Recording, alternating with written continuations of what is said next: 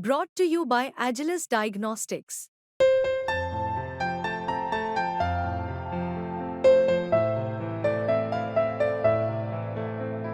Agilus Diagnostics.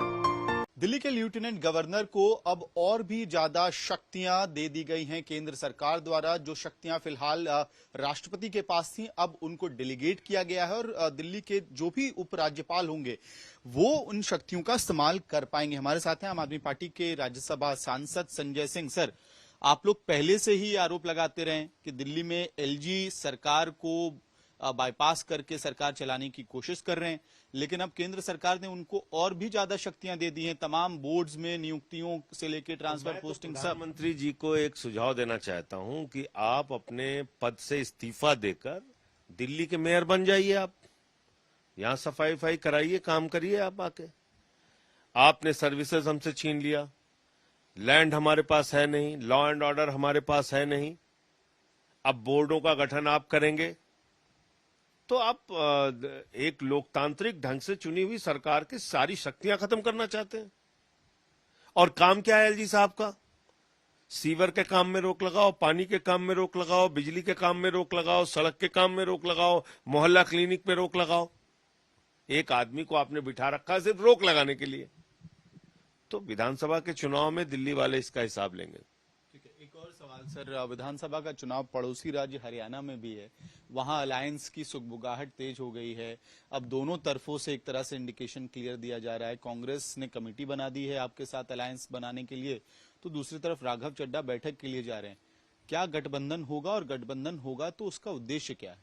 मैं कह रहा हूं उसके लिए आप प्रतीक्षा कीजिए। 1-2 दिन में जो कुछ भी होगा आपके सामने आ जाएगा। हम 90 पे लड़ेंगे कि 9 पे लड़ेंगे कि 10 पे लड़ेंगे कि कितनी सीटों पे लड़ेंगे, आप 1-2 दिन तक प्रतीक्षा कीजिए और सारा कुछ आपके सामने होगा। लेकिन इसमें कहीं आप 90 का भी फिलहाल तैयारी में चल रहे थे। अगर कांग्रेस की तरफ से कहा जाए 5-7 सीटों की बात कही जा रही है, तो ऐसी स्थिति में 45 रैलियां की थी पिछले दिनों, आपने देखा होगा हरियाणा के अलग अलग हिस्सों में जाकर। उसमें अरविंद केजरीवाल की मोहर का भी इंतजार होगा आप लोगों को?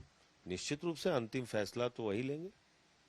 सर, एक आखिरी सवाल, आप जिस राज्य से आते हैं वहां पे बुलडोजर जस्टिस को लेके बड़ा बवाल चल रहा है। अखिलेश यादव ने कहा 27 में सरकार बदलेगी तो बुलडोजर का रुख गोरखपुर की तरफ होगा।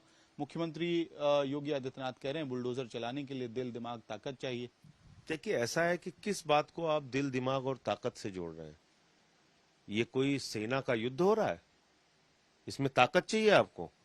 अरे आप सत्ता में, आप अपनी सत्ता का दुरुपयोग कर रहे हैं। और बुलडोजर किसी का सगा नहीं है, बुलडोजर बहुत बेवफा है।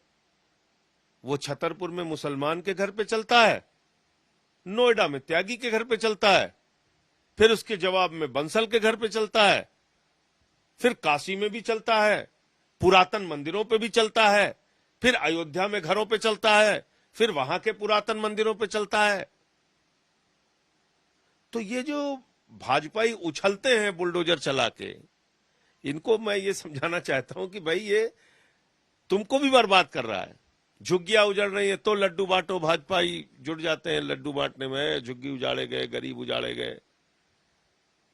अयोध्या में तोड़ दिया घर, हाँ तोड़ दिया, लड्डू बांटो, लड्डू बांटो। मुसलमान का घर टूट गया, चलो लड्डू बांटो, लो निकालो। तो इससे कोई तुम्हारा क्या भला हो रहा है? इतनी नफरत तुम लोगों के दिमाग में, दिल दिमाग में भरी हुई है, कैसे इस देश को आगे ले जा पाओगे? मार काट, लड़ाई झगड़ा, दंगे फसाद, गाय के नाम पे हत्या। क्या इन भाजपाइयों के रहते हुए इस देश का कोई विकास हो सकता है? भारत माता के मंदिर पे बुलडोजर चला दिया अभी इन्होंने, भारत माता के मंदिर पे, काशी के अंदर, प्रधानमंत्री के क्षेत्र में। और क्या नारा लगाते हैं? भारत माता की जय। छद्म राष्ट्रवादी लोग हैं ये लोग। भारत माता की जय लगाते हैं, भारत माता के मंदिर पे बुलडोजर चलाते हैं। कह रहे हैं बुलडोजर चलाने के लिए ताकत चाहिए। कौन सी ताकत चाहिए भाई? सत्ता में हो, सत्ता का दुरुपयोग कर रहे हो आप। ठीक है, हमसे बात करने के लिए बहुत बहुत धन्यवाद। तो दूसरी तरफ अखिलेश यादव को समर्थन देते हुए इंडिया ब्लॉक के साथी भी दिख रहे हैं और योगी आदित्यनाथ पे पलटवार कर रहे हैं। वीडियो सहयोगी मनीष पिधूड़ी के साथ मैं अमित भारद्वाज, दिल्ली।